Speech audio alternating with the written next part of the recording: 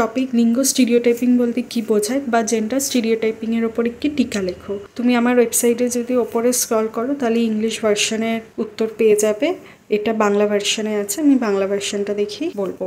Importance of question very important, মানে আমার এটা মনে হয়েছে যে পরীক্ষায় আসার সম্ভাবনা যথেষ্ট আছে এই কোশ্চেনটা। ওয়ার্ড কাউন্ট অ্যাপ্রক্স যতগুলো ওয়ার্ড দিয়ে এই অ্যান্সারটা হয়েছে। পেপার অর কোর্স মানে যেই ব্রড টপিকটার আন্ডারে এই সাব টপিকটা থাকতে পারে। সোসিওলজি অফ জেন্ডার বা জেন্ডার সেন্সিটাইজেশন, এছাড়াও gender and society, gender and sexuality, gender and violence, এগুলোর মধ্যেও এই টপিকটা থাকতে পারে। স্টিরিওটাইপিং হলো নির্দিষ্ট বৈশিষ্ট্যের ওপর ভিত্তি করে একজন ব্যক্তি বা গোষ্ঠীর সাধারণীকরণ। লিঙ্গ স্টিরিওটাইপিং লিঙ্গের ওপর ভিত্তি করে এই সাধারণীকরণকে বোঝায়। এই কনসেপ্টটা কিছুটা এরকম টাইপের, আগে তোমরা সামাজিকীকরণ জানলে, তারপরে লিঙ্গ সামাজিকীকরণ কি সেটা জানলে। তো এইটার ক্ষেত্রেও সেরকম স্টিরিওটাইপিং হচ্ছে যখন একটা নির্দিষ্ট বৈশিষ্ট্য বা প্রচলিত কোনো ধারণার ওপর কোনো ব্যক্তি বা গোষ্ঠীকে আর কি সবাইকে একই ভাবা হয় বা একই ছাঁচে ফেলা হয়। তেমনি লিঙ্গ স্টিরিওটাইপিংটা হচ্ছে লিঙ্গের ওপর ভিত্তি করে, মানে নারী পুরুষ বা নারী পুরুষের বাইরে যারা আছে সবাই একই রকম এই বৈশিষ্ট্যেরই হবে, সেরকম একটা নির্দিষ্ট কোনো বৈশিষ্ট্য হিসেবে একই ছাঁচে ফেলা। যেমন ধরো লিঙ্গ স্টিরিওটাইপিং উদাহরণ আমি পরে দিয়ে দেবো, কিন্তু এমনি যদি কোনো স্টিরিওটাইপিং ধরা যায়, যেমন জাতিগত স্টিরিওটাইপিং, যেমন বাঙালিরা খুব ভালো মাছ খায়, কিন্তু সব বাঙালিরা কি আদতেও মাছ পছন্দ করে? অনেকেই আছে, অনেক বাঙালি আছে যারা মাছ পছন্দ করে না বা মাছ তাদের ফেভারিট নয়। তো এরকম একটা অনেকে ভাবে যে বাঙালি মানেই তো তারা খুব বেশি করে মাছ খায়, মিষ্টি খায়, এগুলো খেতে ভালোবাসে, কিন্তু ওরকম কোনো ব্যাপার না। তো এই যেগুলোকেই বলা হয় স্টিরিওটাইপিং, যেগুলো বেশিরভাগ সময় আর কি ভুল ভাবনা চিন্তা গড়ে তোলে আমাদের মধ্যে, এবং আমরা সবসময় সেই একই বৈশিষ্ট্যের ওপর, কোনো নির্দিষ্ট বৈশিষ্ট্যের ওপর সবাইকেই আর কি জেনারেলাইজ করার চেষ্টা করি যে হ্যাঁ ওরা মানে এইরকমই হয়। লিঙ্গ স্টিরিওটাইপিংটাও তাই লিঙ্গের ওপর ভিত্তি করে যখন আমরা সবাইকে একই দলে বা একই ছাঁচে ফেলার চেষ্টা করি।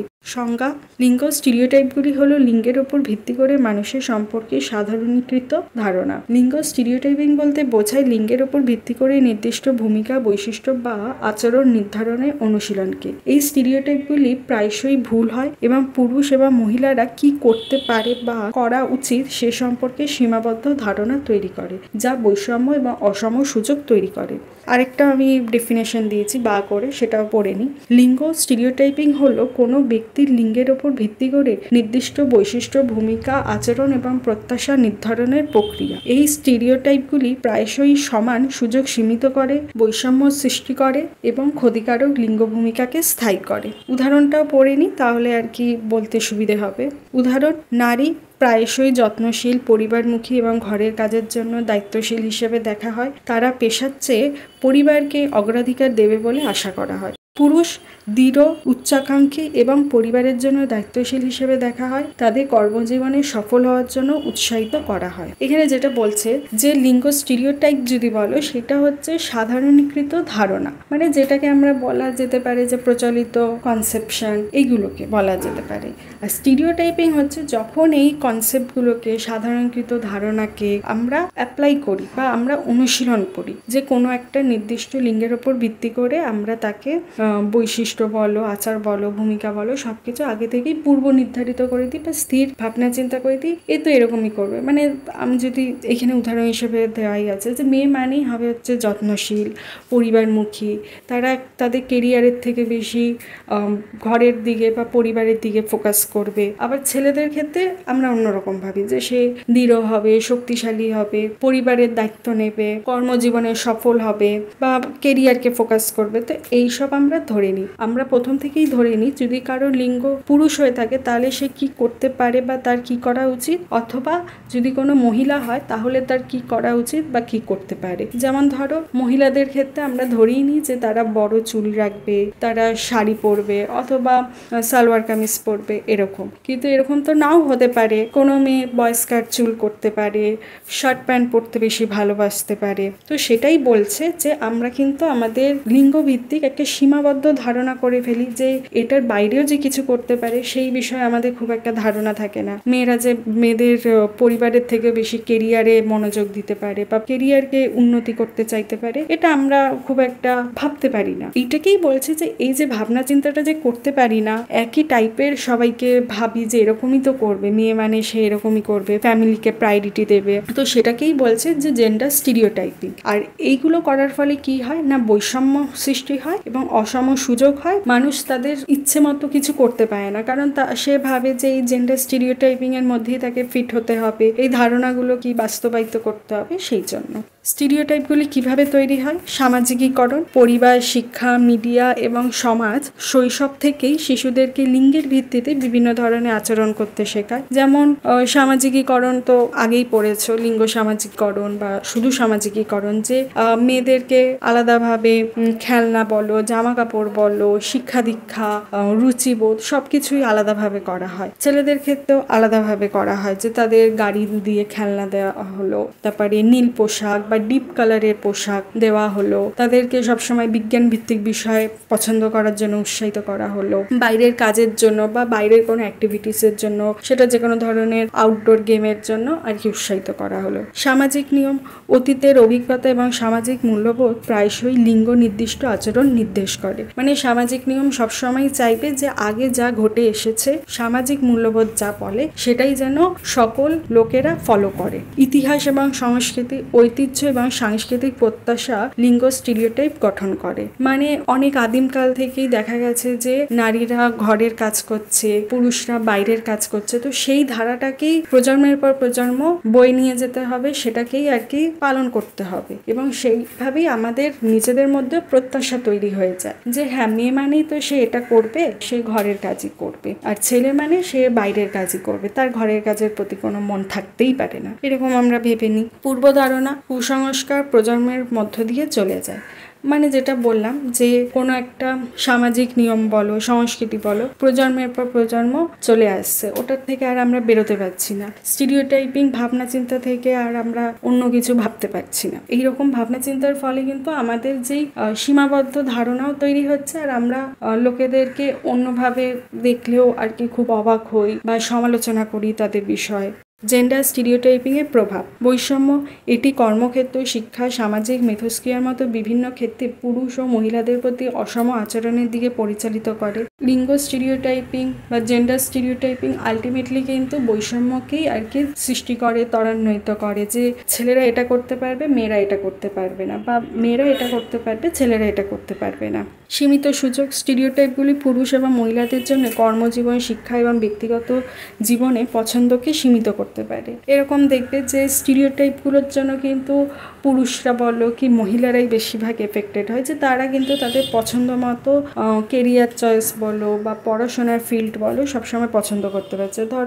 ধরো কোনো মেয়ের অটোমোবাইল নিয়ে পড়ার ইচ্ছে আছে, অথবা মেকানিক্যাল ইঞ্জিনিয়ারিং নিয়ে পড়ার ইচ্ছে আছে, কিন্তু সেখানে হয়তো তার পরিবার তাকে বললো যে না না, ওগুলো ছেলেরা বেশি পড়ে, তোমাকে পড়তে হবে না, অন্য ফিল্ড চয়েস করো। ধরো কোনো মেয়ের বিজনেস করার ইচ্ছে, কিন্তু সে দেখা গেল যে পরিবার থেকে বলো বা চারপাশ থেকে সেরকম কোনো উৎসাহ পাচ্ছে না, উৎসাহ তো পাচ্ছেই না, বরং আর কি তাকে ডিসকারেজ করে দিচ্ছে।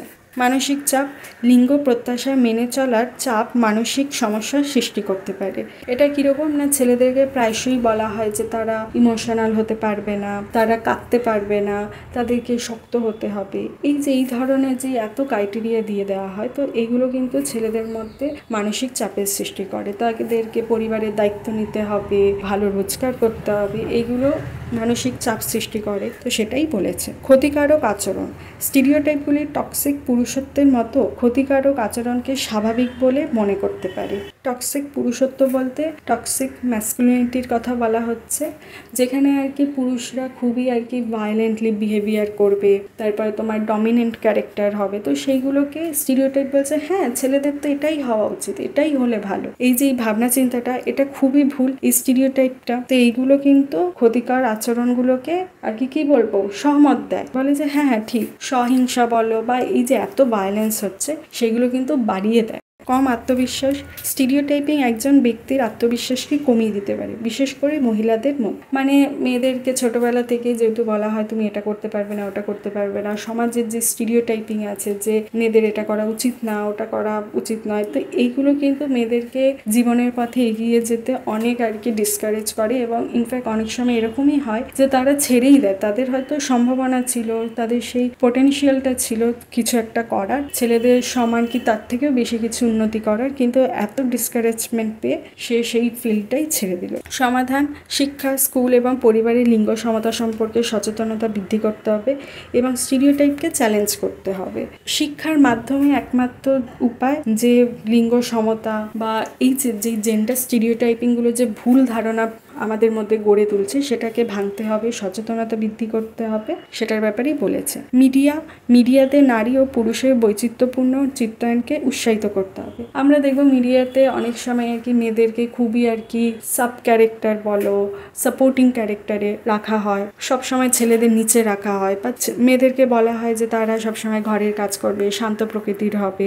মিডিয়া বলতে টেলিভিশন, সিনেমা সব কিছুর ক্ষেত্রেই বলছি। আদর্শ বৌমা কি করে হবে, আদর্শ মা কি করে হবে, এইসব যে দেখায় এগুলো কিন্তু আমাদেরকে স্টিরিওটাইপগুলোকেই ত্বরান্বিত করছে, যেটাকে বলছে যে বৈচিত্র্যপূর্ণ ক্যারেক্টারে দেখাতে হবে। তো যেখানে সব ধরনেরই হতে পারে, ওরকম কোনো ফিক্সড কোনো ক্রাইটেরিয়া বা স্ট্যান্ডার্ড রাখা উচিত না যে নারীর জন্য এটাই হতে হবে, পুরুষের জন্য এটাই হতে হবে। আইন: সরকারকে সকল লিঙ্গের জন্য সমান অধিকার ও সুযোগ নিশ্চিত করতে হবে। মানে সব ক্ষেত্রেই বৈষম্য আছে, তো সেই বৈষম্যগুলোকে যতটা কম করা যায়, যতটা সেগুলোকে দূর করা যায়, তাই জন্য আইন করতে হবে বা আইনগুলো ভালোভাবে ইমপ্লিমেন্টও করতে হবে যাতে সব লিঙ্গের মানুষরা সমান অধিকার এবং সুযোগ পায়। সামাজিক পরিবর্তন: সামাজিক নিয়মগুলিকে পরিবর্তন করতে হবে যা স্টিরিওটাইপগুলিকে শক্তিশালী করে। মানে হচ্ছে আমাদের সামাজিকীকরণ বা সামাজিক নিয়ম যেগুলো আছে সেগুলো পরিবর্তন করতে হবে। আমাদের যে প্রচলিত ধারণা আছে বা যেইগুলো আমরা একই ছাঁচে ফেলি যে হ্যাঁ এই নারী মানে এরকমই হতে হবে বা এরকমই হবে, পুরুষ মানে এরকম হবে, তো সেইগুলোর বাইরে আমাদেরকে ভাবনা চিন্তা করতে হবে এবং সামাজিক নিয়মগুলোকে পরিবর্তন করতে হবে, সামাজিকীকরণকে পরিবর্তন করতে হবে। ছোটবেলা থেকে মেয়েদের জন্য এগুলো ঠিক না, মেয়েদের জন্য বাইরে খেলাধুলা করা, বিজ্ঞান ভিত্তিক বিষয় না নেওয়া, এইসবের ক্ষেত্রে ডিসকারেজ করা চলবে না, বরং ছেলে মেয়ে সবাইকেই সব কাজের জন্য এনকারেজ করতে হবে। ধরো মানে তোমার ভাই বোন দুজনেই ফুটবল শিখছো, দুজনেই নাচ গান শিখছো, এরকম টাইপের। স্বতন্ত্র ক্রিয়া, ব্যক্তিগত পক্ষপাতিত্ব এবং স্টিরিওটাইপগুলিকে চ্যালেঞ্জ করা।